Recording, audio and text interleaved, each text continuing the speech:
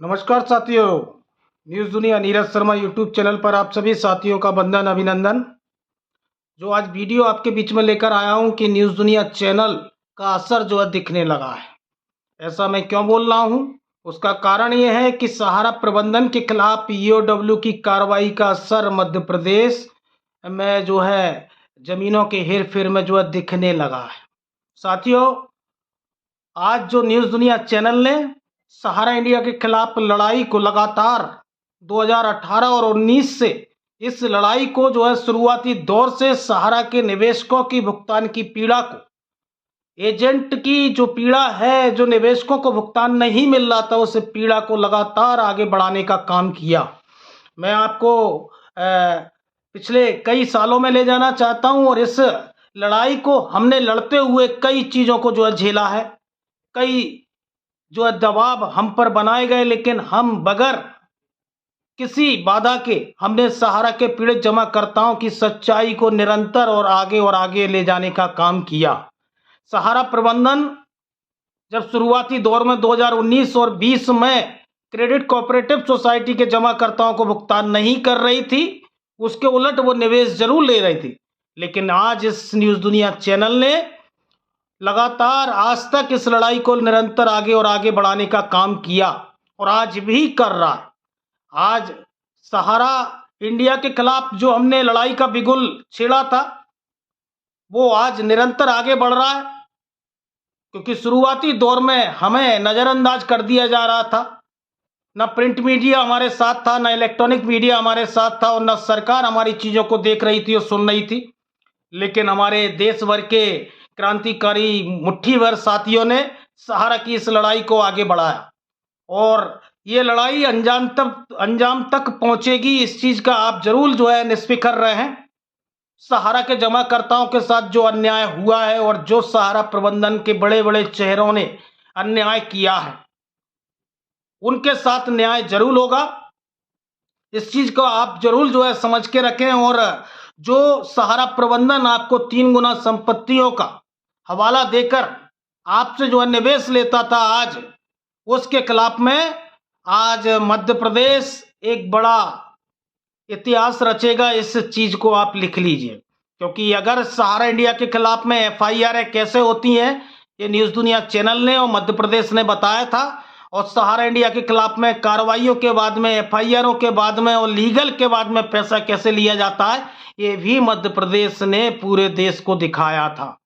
जब हम लोग लड़ रहे थे, जब कुछ राज्यों में लोग कन्वर्जन कर रहे थे, चलिए कोई बात नहीं, लेकिन मध्य प्रदेश ने जो शुरुआती कार्रवाइयां एफआईआर सहारा प्रबंधन के खिलाफ की, वो एक बड़ा संदेश देश में सहारा के जो पीड़ित निवेशक हैं सभी राज्यों तक पहुंची और वो चिंगारी की आग आज सुलग चुकी है। पूरे देश में सहारा इंडिया के खिलाफ में लोग जागरूक हो रहे हैं, लीगल में आगे बढ़ रहे हैं और सहारा इंडिया के खिलाफ जो लड़ाई है उसको निरंतर आगे बढ़ाया जा रहा है।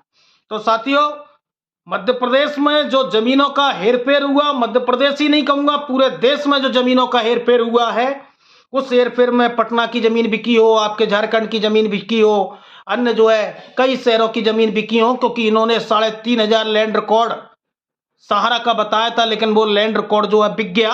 लेकिन मध्य प्रदेश में जिस तरह से हमारी बात को पहले सुना नहीं जाता था, समझा नहीं जाता था, लेकिन जिस तरह से अभी संजय पाठक और उनके सहयोगी कंपनियों ने मध्य प्रदेश की कटनी, जबलपुर और भोपाल की जमीनों को जो है खरीदा और लगभग 90 करोड़ में जमीनें खरीदी गई और उसके बाद में 800 से 900 करोड़ रुपए इनकी जमीन की कीमत। मध्य प्रदेश में तो कई जगह जमीनें हैं, ग्वालियर है, जबलपुर है, सागर है, गुना है, कटनी है, देवास है, भोपाल है, कई जगह की जमीनें बिकी हैं। लेकिन हमारी बातों को जो है नज़रअंदाज किया गया। लेकिन मैं धन्यवाद देता हूं मध्य प्रदेश के प्रिंट मीडिया को, जिन्होंने पत्रिका न्यूज़ और दैनिक भास्कर ने इस मुद्दे को जीवित करके रखा। उसी का कारण है कि ईओडब्ल्यू दबाव में आया, क्योंकि ईओडब्ल्यू में तो केस इसके पहले जबलपुर में भी हुआ है और ईओडब्ल्यू में केस भोपाल में भी हुआ। जब हमने 14 मार्च को भोपाल विधानसभा का घेराव किया था, तो हमारा प्रतिनिधिमंडल ईओडब्ल्यू में भी ज्ञापन देने गया था।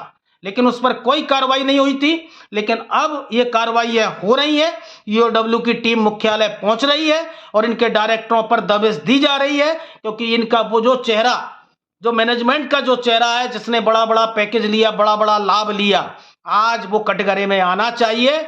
और हमने जो शुरुआती दौर से सहारा के खिलाफ लड़ाई को निरंतर आगे बढ़ाया, क्योंकि देखिए, जब कोई लड़ाई लड़ी जाती है और लड़ाई कोई बड़े समूह के साथ होती है तो उसमें समय लगता है। हमने 1600 से 150 एफआईआर जो मध्य प्रदेश में की हैं, वो एफआईआर भी अंजाम तक पहुंचेंगी, ये आपसे और देश से वादा है। क्योंकि इनके मध्य प्रदेश में, इनके करुणेश अवस्थी को मध्य प्रदेश की पुलिस गिरफ्तार करके लाई थी, शिवाजी सिंह को भी जेल की हवा खानी पड़ी थी, देवेंद्र शर्मा भी जो है सुप्रीम कोर्ट से जमानत पर बाहर हैं। और मध्य प्रदेश में जितनी एफआईआर हैं वो सम्मानित उच्च न्यायालय जबलपुर की खंडपीठ के आदेश के बाद में उन सभी की सुनवाई मुरैना के जिला सत्र न्यायालय में चल रही है। सभी की केस डायरियां वहां चल रही हैं, वहां समय जरूर लगेगा, क्योंकि इतनी एफआईआरों की एक साथ सुनवाई में सालों साल लगने वाले हैं। लेकिन इन सभी चीजों पर अंजाम तक जरूर पहुंचेंगी। और जो बड़े चेहरे हैं, जो बड़े चेहरे हैं, सहारा प्रबंधन से बड़े चेहरे हैं, उनको उनकी की गई गलतियों की सजा जरूर मिलेगी, जरूर मिलेगी। इस देश की न्यायिक व्यवस्था में, चाहे वो सुप्रीम कोर्ट से जुड़ा, एसएफआईओ से जुड़ा मामला हो, और मैं आपको बता दूं कि एसएफआईओ में सहारा और सहारा की जितनी भी सहयोगी कंपनियां पूरी तरह दोषी सिद्ध हो चुकी हैं। सरकार कब तक इनको, इस जांच को जो दबा के रखेगी? एक ना एक दिन ये जांच कोर्ट तक जरूर पहुंचेगी और जो जिम्मेदार और जवाबदेह हैं उनको सजा जरूर मिलेगी। तो इस चीज से निष्फिक्र रहिए। और जो मध्य प्रदेश ने सहारा इंडिया के खिलाफ लड़ाई के अंजाम को छेड़ के रखा है, वो पूरे देश में निरंतर जारी रहने वाला है। तो आज सहारा के खिलाफ में जो लोगों तक पुलिस के और इस देश की एजेंसियों के हाथ नहीं पहुंचते थे, चाहे वो जेबी राव हैं, चाहे वो ओपी श्रीवास्तव हैं, उन तक इस देश की एजेंसियां पहुंच रही हैं, क्योंकि लड़ाई बड़ी है। और आज सम्मानित सुप्रीम कोर्ट के आदेशों का जो है इनने घोर उल्लंघन किया है, क्योंकि इन्होंने सहारा से भी एस्क्रो अकाउंट में पैसा जमा करवाने के लिए सुप्रीम कोर्ट ने आदेश दिया था, और उसके उलट ये जमीनें बिक गई और उस अकाउंट में पैसा नहीं पहुंचा। उसी का कारण है कि एग्जीक्यूटिव डायरेक्टर अनिल इब्राहिम को भोपाल में आकर बयान दर्ज करवाना पड़ा, और जेपी रॉय और अमितेश आहूजा और जो है ओपी श्रीवास्तव को भी बयान दर्ज करवाना पड़ेगा। ये भी बच नहीं पाएंगे। तो आप इस चीज से निष्फिक्र रहें, क्योंकि एक लड़ाई अंजाम तक पहुंचेगी। साथियों, सुप्रीम कोर्ट के उस आदेश का उल्लंघन किया जिसमें 24,700 करोड़ रुपए जमा करवाने का था। और मैं कल देख रहा था, सहारा का एक चाटुकार आता है गुजरात का, वो ये कह रहा था कि वो जमीनें जो बिकी वो सहारा से भी एस्क्रो अकाउंट में पैसा नहीं गया। हमारा मुख्यालय कमांड ऑफिस चलने के लिए 100 करोड़ रुपए की आवश्यकता होती है हर माह। भाई, तो तुम्हारे मुख्यालय और तुम्हारे मैनेजमेंट को सैलरी पाने के लिए 100 करोड़ के जो है की जरूरत हर माह होती है, लेकिन वो निवेशक कहां जाए जिसको लगातार 2017 और 18 से आज 2025 तक भुगतान नहीं मिल रहा? वो एजेंट कहां जाए जिसको आज 100 रुपए की राशि कमीशन की नहीं मिल रही? वो निवेशक, वो एमआईएस वृद्ध लोग कहां जाए जिसको 100 रुपए का एमआईएस का रिफंड वापस नहीं हो पा रहा? गोल्डन ग्लोबल संचय में निवेश करने वाले वो जमाकर्ता कहां जाए जिनको पे आउट का वादा आपने किया?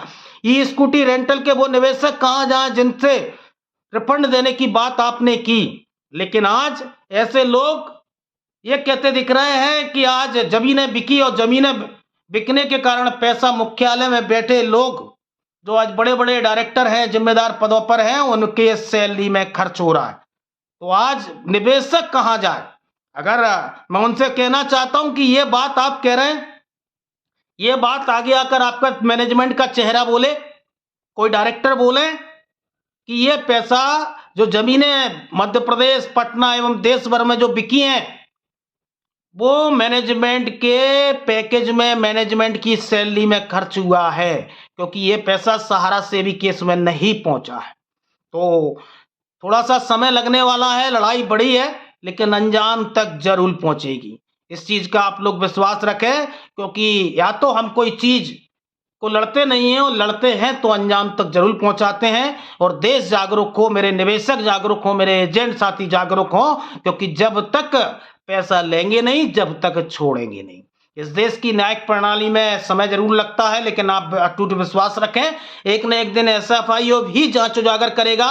निर्मला सीतारमण और मोदी सरकार को भी मानना पड़ेगा और सुप्रीम कोर्ट को भी मानना पड़ेगा। और मध्य प्रदेश में जो 100 से 125 एफआईआर जिला सत्र न्यायालय मुरैना में चल रही है, उन पर भी वो जो है कार्रवाइयों के दौर में अंजाम तक पहुंचेंगी और जिम्मेदार और जवाबदेह लोगों पर सख्त से सख्त कार्रवाई जरूर होगी। और मध्य प्रदेश फिर देश को बताएगा कि कार्रवाई कैसे होती है और हम लोगों को जागरूक कर पाए, लोगों तक संदेश दे पाए। और न्यूज दुनिया चैनल ने सहारा के करोड़ों करोड़ जमाकर्ताओं की जो मानवीय पीड़ा है उसको लगातार आगे रखने का प्रयास किया है। और आज सोशल मीडिया का ही असर है कि आज लोग जागरूक हो रहे हैं और सरकार और देश की एजेंसियां इन सभी चीजों को संज्ञान में लेकर सहारा के खिलाफ एक्शन में लगी हुई हैं। तो जागरूक रहिए, अपने हक के लिए लड़ते रहिए और न्यूज दुनिया नीरज शर्मा यूट्यूब चैनल को लाइक एवं सब्सक्राइब करते रहिए। बहुत बहुत धन्यवाद, आभार।